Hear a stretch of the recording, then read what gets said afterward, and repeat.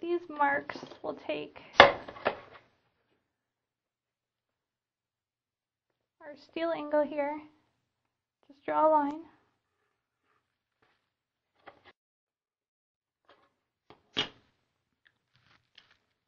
And since this tube is it's about 3.5 inches on each side of that centering point, we want the rivets to be in the center of that. So we'll take our ruler and mark 1 3/4 inches up from the bottom edge.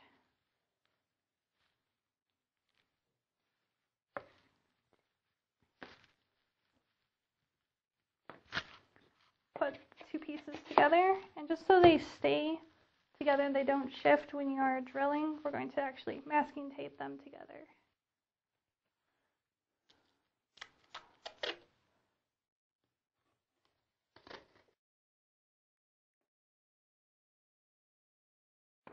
Now it doesn't shift. For the rivets, we'll use a 5/16 or 5/32 inch drill bit. Make sure it's going the right way. And we'll just drill through both layers of the tube.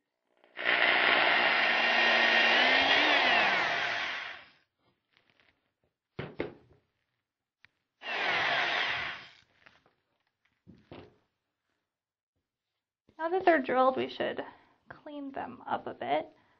We don't like all the burrs that are on the edges.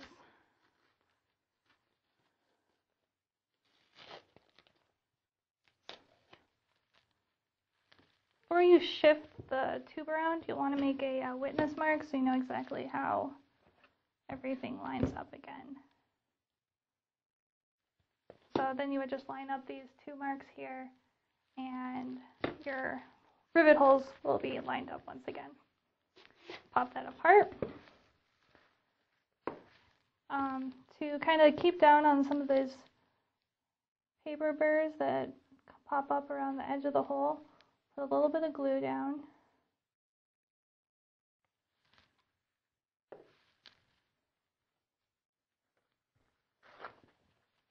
Wipe off any excess. Then we'll take our sanding block, just sand down the parts where it pops up. Then we'll do the same on the inside. Put your finger over the hole so you can kind of feel where the sanding is happening. Then we'll actually take the bit out of the drill.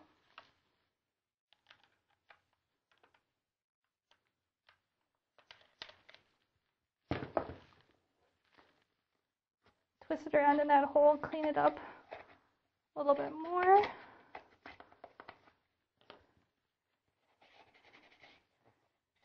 Hit it again with the sanding block if you need to.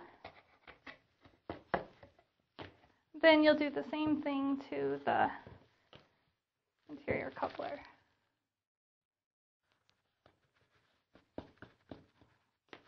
Once those are all clean, you'll slide your 2 pieces back together, lining up the marks you made earlier.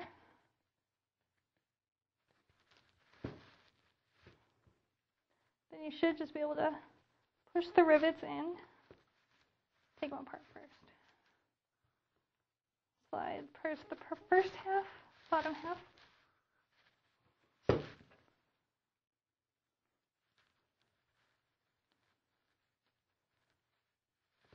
Keep it nice and tight, then you put the top half in. And you have your rivets all set.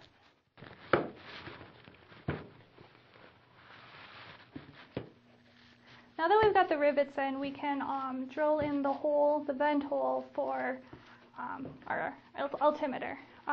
Here I'm using a 1/8 inch bit, 1/4 inch bit. Let's get my dimensions straight here someday. And we'll just put it right in the middle of this gap.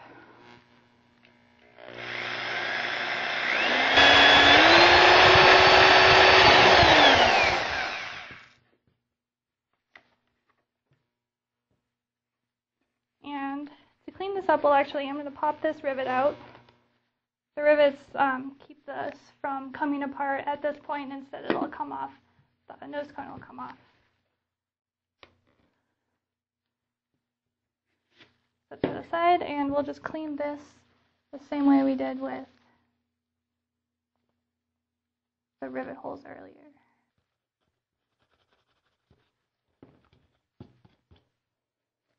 There you've got a nice clean hole for your altimeter vent hole. Now we can start assembling the sled.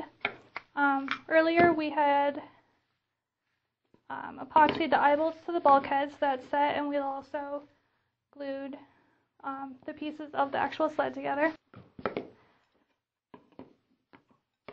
Slide our 2 threaded rods in place.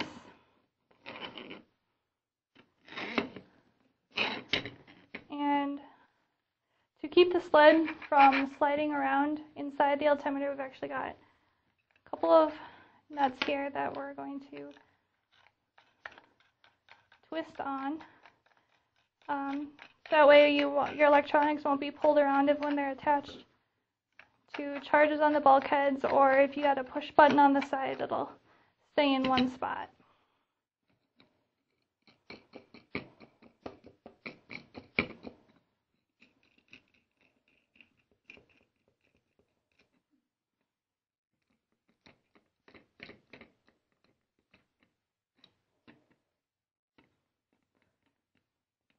Put the bolts so that they're nuts so that they're mostly even. And then we'll take one of the bulkheads. It doesn't really matter which. I'm going to go with this one. Oops. Got to put the nuts on the ends here so that the bulkhead will stay put when you pull it out and you're not pulling both your bulkheads loose.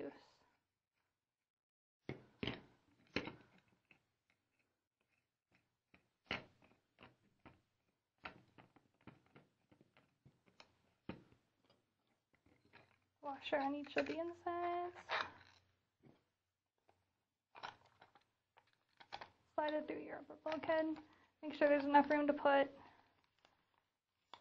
another nut and washer on each side.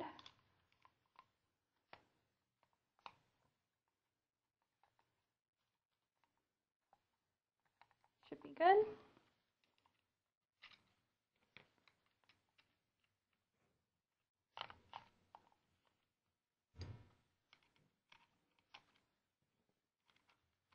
These we won't epoxy because we actually want it to be able to take everything apart.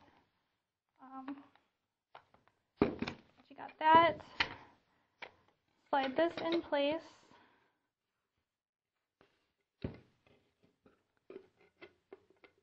Slide on your second bulkhead.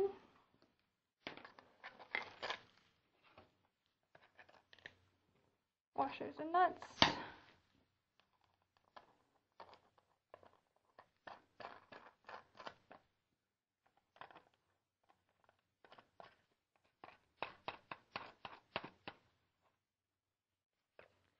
And you got your eBay assembled.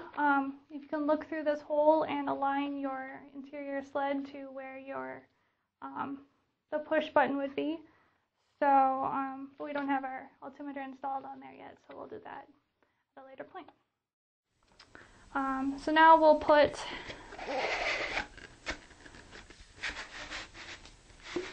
the eBay inside the tube, putting this on backwards.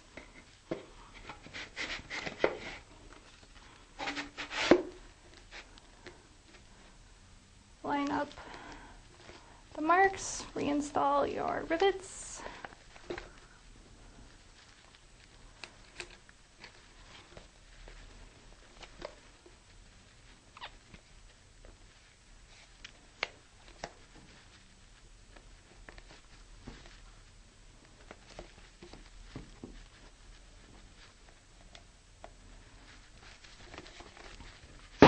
Nose cone goes on top. We've got the bottom that we finished here. Slide it, and you've got your whole rocket put together and you're ready to do your priming and painting. Now that we have our rocket all painted, we're going to go at it with sandpaper, particularly here on the nose cone where we had to rough it up a lot so the primer would stick to the plastic. I'm going to start with an 80 grit and eventually work our way up to a 400 grit wet sand. So just kind of hitting all the rough spots, and we want pretty smooth finish, and then after we're done with that, we will hit it again with the primer to replace any spots that are too thin. So let's get that started.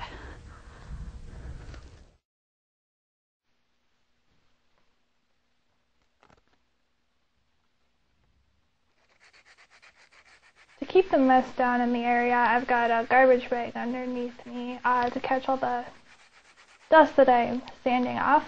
Also, just as general safety precautions, I've got glasses on as well as a dust mask. It's going to take a lot of sanding to get this to where you want it to be, particularly on the nose cone.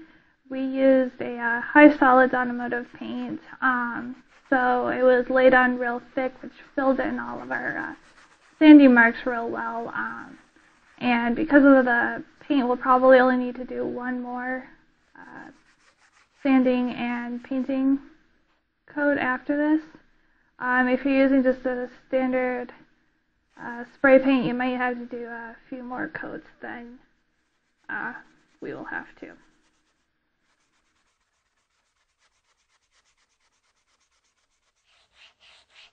Also, when it comes to sanding your fillets and your fins, you'll want to get a piece of foam or a sponge and wrap your sandpaper around the sponge folded in half to get that nice round corner shape on your fillets for a smooth finish.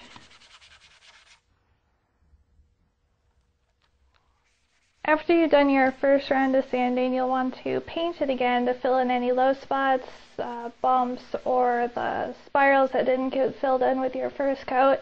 Just kind of sand and repeat, and sand and paint again until you've got a smooth finish.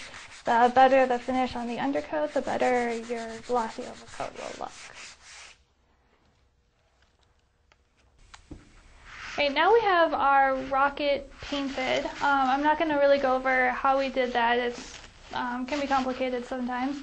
But basically we got a white undercoat and then black and gray with our decals. And since it's painted, we can get our parachutes installed. We also have our eBay here. It's filled with the electronics. We've got a Stratologger installed, set up for dual deployment, with charge caps already in place. So we're going to take our shot cord here that's mounted to the bottom half, tie a knot. I'm using a slip knot.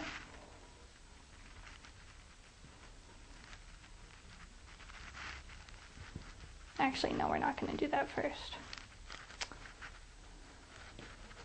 First, we need to put on the Nomex. The way we're doing this, we can just slip it on right over the shot cord.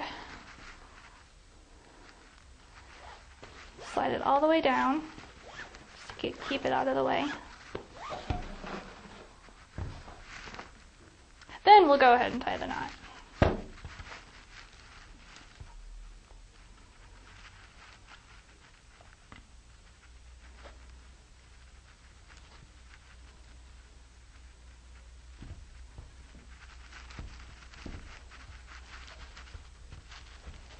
And to keep that end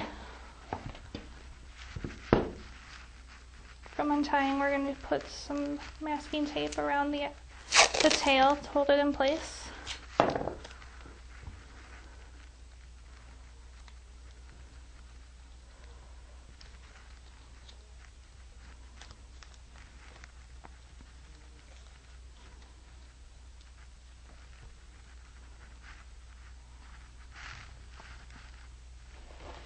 And I'm just going to stuff all this inside to get it out of the way.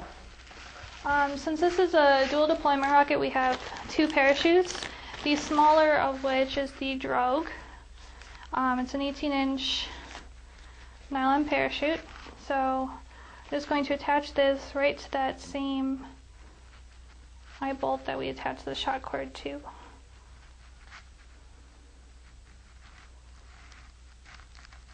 Slip your shroud lines through here.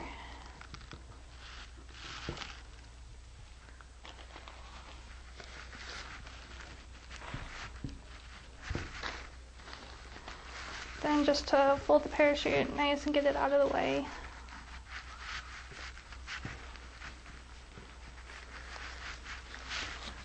Tuck that inside. Slide your eBay in and you've got the first half done. On the upper part we also have shock cord. Do the same thing, tie the knot.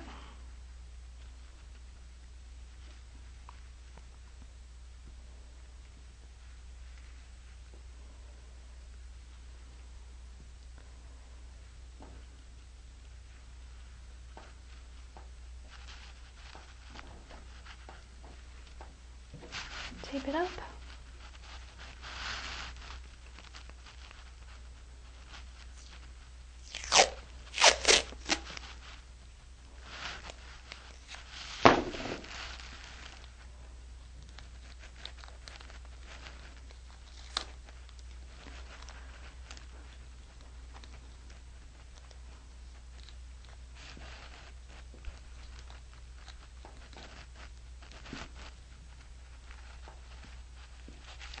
Now we're going to take the front end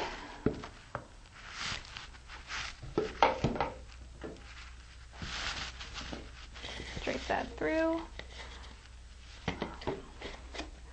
line up your rocket to your witness mark so your rivets will go in, and we're just going to put those in real quick, or at least one to hold it in place.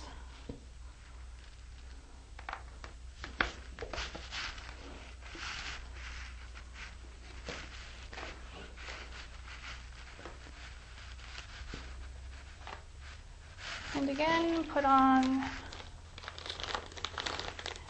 your Nomex blast deflector.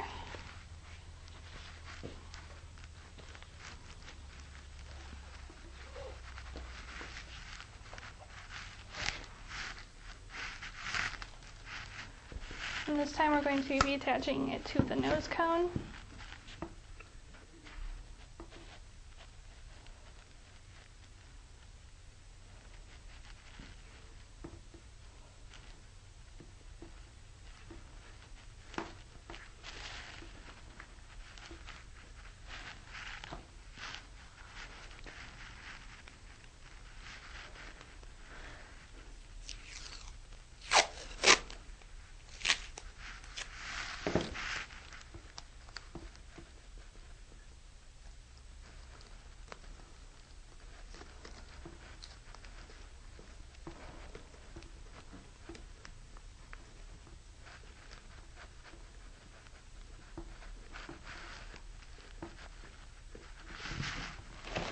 And with this one we have a 36-inch parachute, and you attach it the same way as the first.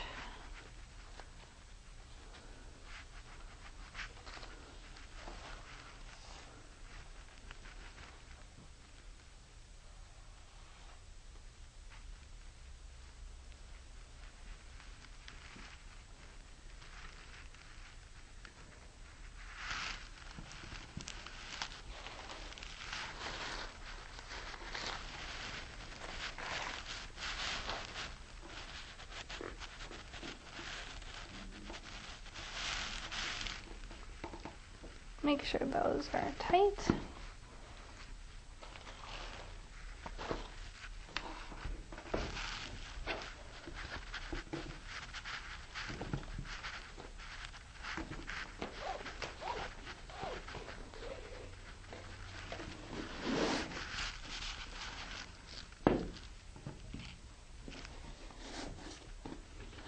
out of the way again.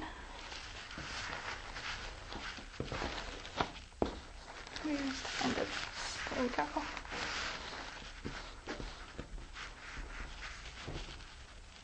Fold up the parachute so it's out of the way. Tuck it into your top portion.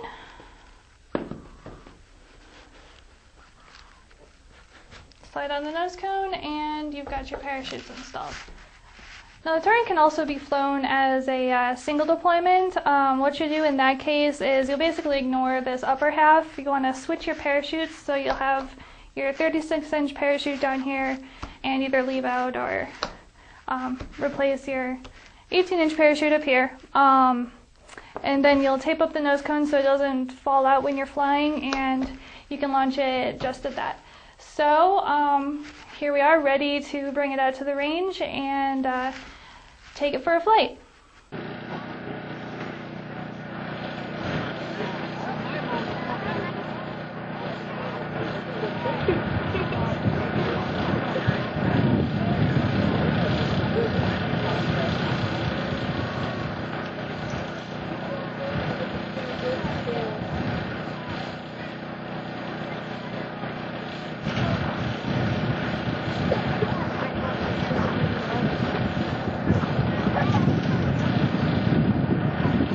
Okay, pad 18 we're going to use right in the middle there. Tim Van Milligan. Are you ready, Tim? All right, pad 18 going in 5, 4, 3, 2, 1, launch.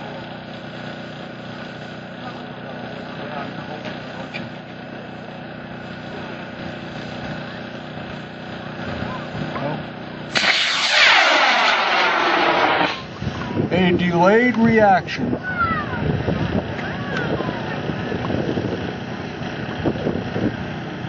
And we've got a chute there.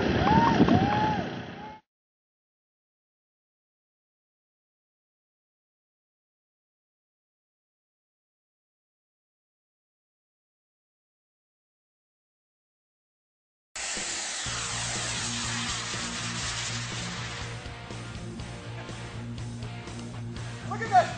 It's still going.